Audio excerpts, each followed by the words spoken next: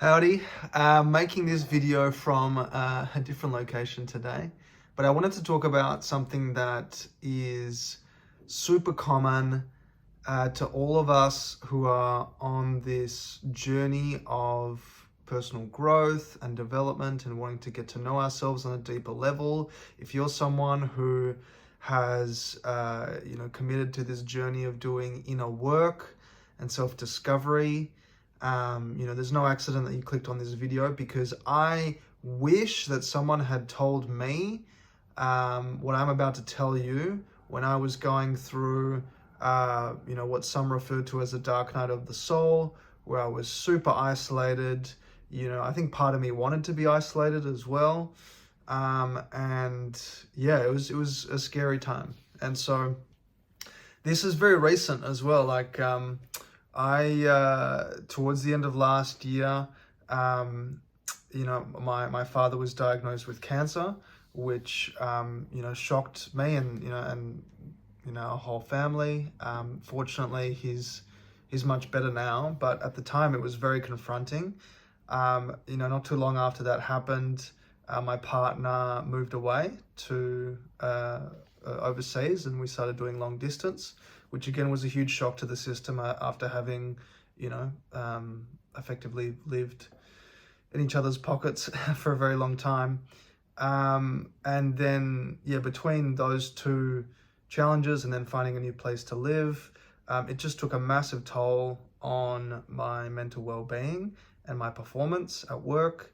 It affected our business. We went through a contraction. I started getting all of these old programs that I thought, old programs and wounds that I thought I'd healed, come back up around my self-worth and my self-belief and value. And I started questioning myself, and the inner critic got louder and louder. I didn't want to go out at all. I just, most days I just stayed in my room. Some days I didn't even leave the bed. It was just like a very confronting and scary time.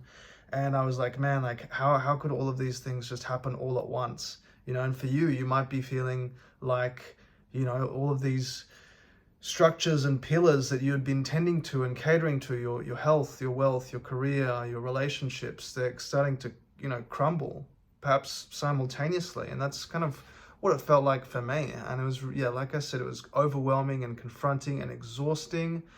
And I I didn't know what was happening. But now I can look back in hindsight and say that God sent me these challenges because he wanted to grow me and expand my vessel. And the way that I like to look at these challenges that, life's at us, that life gives us, is that they're designed to stretch us. They're designed to kind of put a healthy amount of stress on our nervous system, because God knows that we can handle this kind of challenge. Otherwise, it wouldn't have been given to us, to stretch us. And like any contraction that we go through in our lives, and the classic example is during childbirth, the woman who is pregnant, the mother, is going through contractions, and after the contraction is followed by an expansion, and the baby comes out, and we get to witness the beauty and the magic of creation. And I share that because that's exactly what it had felt like for me. I didn't realize it at the time. I thought, it was the end of my world, and I was just in deep suffering. But having gone through it and having been almost forced and encouraged in many ways to go within and find solitude and find stillness, to try and down-regulate my nervous system, to try and calm myself down, to de-stress, to find a sense of comfort and stability amidst the chaos that I was experiencing in my outside world. It gave me an opportunity to get to know myself better on a much deeper level. It gave me an opportunity to grow physically, emotionally, spiritually. And the way that I like to look at it is it helped me expand my vessel. God is sending you these challenges not because he or they out to get you or to hurt you. It's coming from a place of genuine love, because it is preparing your vessel and expanding your vessel so that you can hold more growth and more success and abundance and love in the future. So we need these things to, get thrown at us, these curveballs. We need to experience these contractions in our lives and in our businesses so that we can expand our vessel to have a greater capacity, for achievement and success and fulfillment in the future.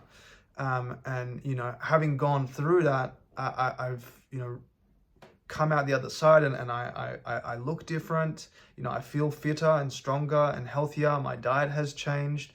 All like new relationships sprouted up, and new clients sprouted up, and new opportunities at work sprouted up, and projects, and all of these things came out of nowhere.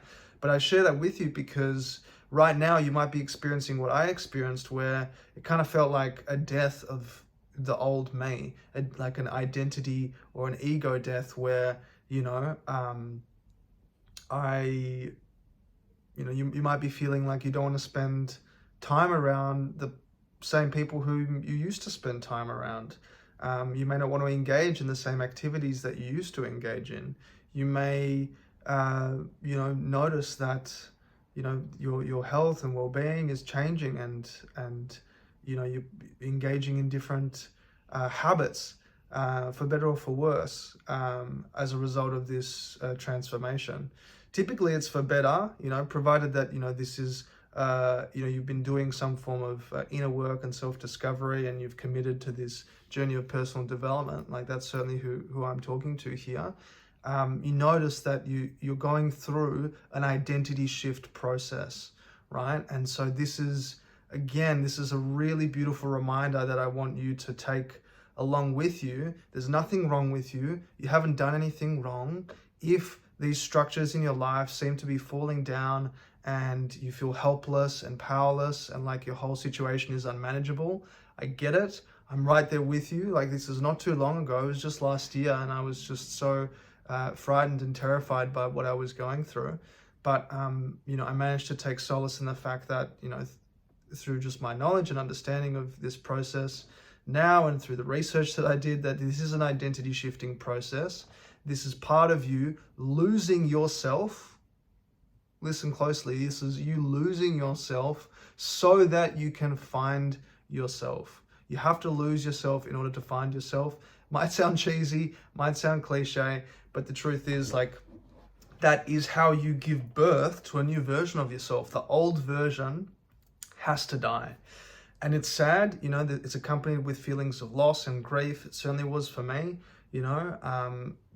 perhaps not feeling inclined or called to engage in the same activities and the same people and things as I used to. Relationships and my body and my health and my diet, all of these things are changing, and it's like, what is going on here? It is all changing for the betterment and the evolution of you. It's really a beautiful sign that you are about to step into a higher version of yourself. I'm right there with you. Like, I think it's a beautiful thing to experience. It's very harrowing and challenging at the time. But I just want you to know that you're doing great just by being here, just by tuning in, already, making it 10 minutes into this video and staying with me. I know that you are, you're on the right path, because you are experiencing these challenges and you're leaning in to learn more, and you're getting curious about how you can respond with grace and with strength. And, that's truly what I believe I'm here to do, just to help, support and shine a light on, what this journey has been like for me, so that you can find a sense of hope and optimism. And, maybe if you can find some excitement knowing that after the outside world, the physical reality, the 3D kind of gets resolved, which, may take some time, it's going to be replaced by something even more beautiful and magical than you ever could have imagined. I truly promise you that. And I believe in you so much. And I thank you for sharing your time and energy with me. Sending you so much love, and have a really beautiful day on out ahead.